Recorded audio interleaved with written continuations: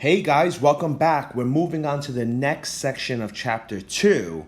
So far we were able to do the power rule, product rule, quotient rule, chain rule, and we talked about the trigonometric functions and how to find the derivative of all 6 of them.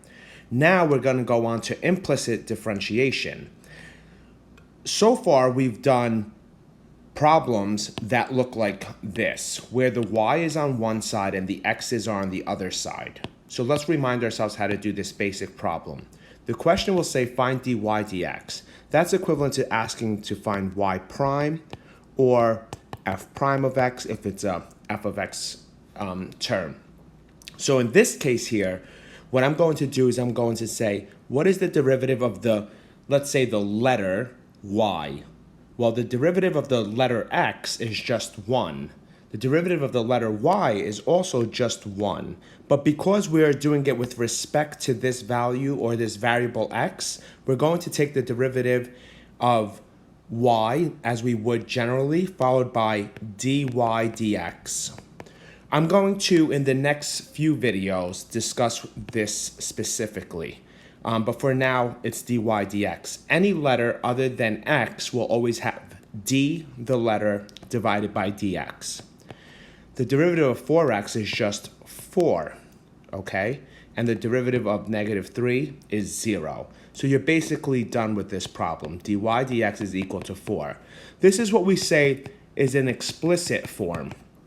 The y is isolated from the x. In this problem here, it's also in explicit form. So let's try this here. Let's find dy dx. I'm going to start with this side here first. The derivative of 5x squared is 10x to the first by the power rule, because we go 2 times 5 is 10, drop it by 1. The derivative of negative 4 to the x is negative 4. Here, the derivative of 2y to the third is actually 6y squared. But because the letter is some other letter other than x, we have to go d, the letter, in this case y, dx. Now, what we're going to do in this case is we're going to divide by 6y squared on both sides because the question says find what dy dx is. So that's 10x minus 4 over 6y squared, and that's basically your answer. So in the past 2 questions, this is what we called explicit. The y's were isolated.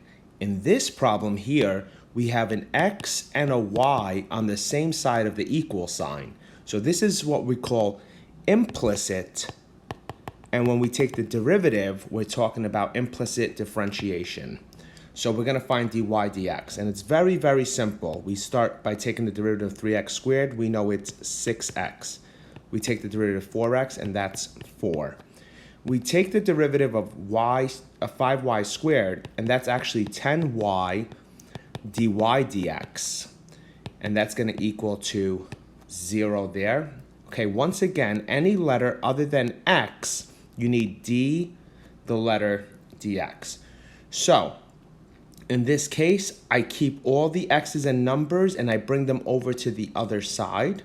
So I'm left with 10y dy dx is equal to negative 6x negative 4. Okay, so I'm going to switch my signs to bring it over here. And then I'm going to divide by 10y. And now I've isolated dy dx and I solved for it.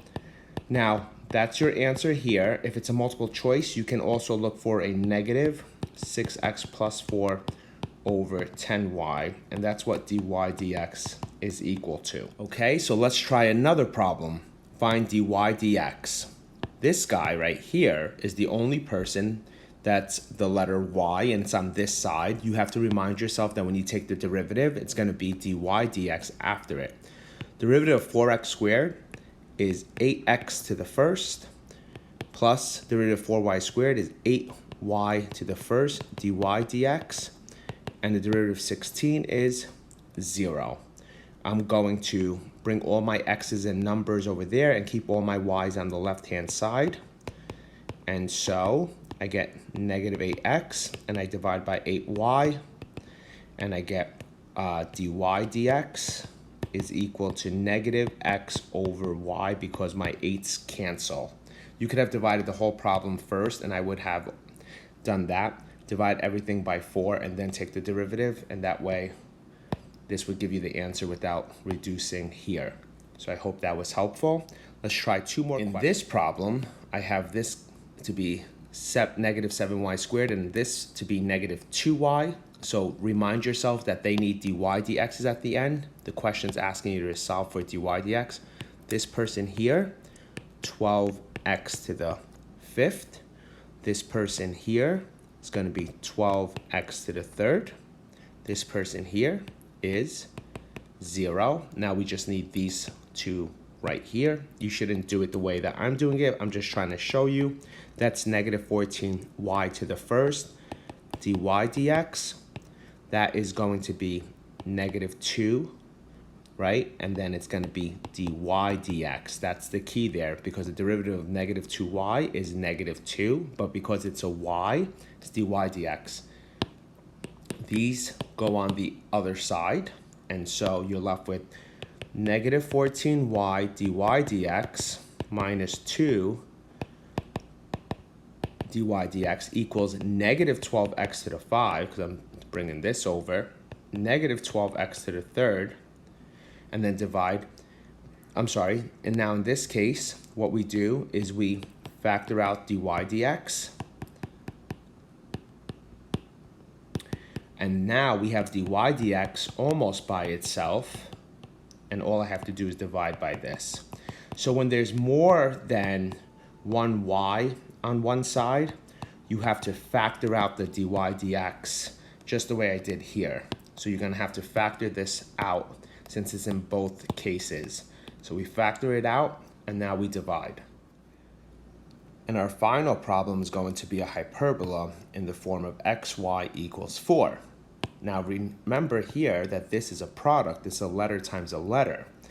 Product rule says keep the first derivative of the second. The derivative of y is 1, but it's dy dx. Plus, keep the second derivative of the first. The derivative of x is 1. That's equal to 0.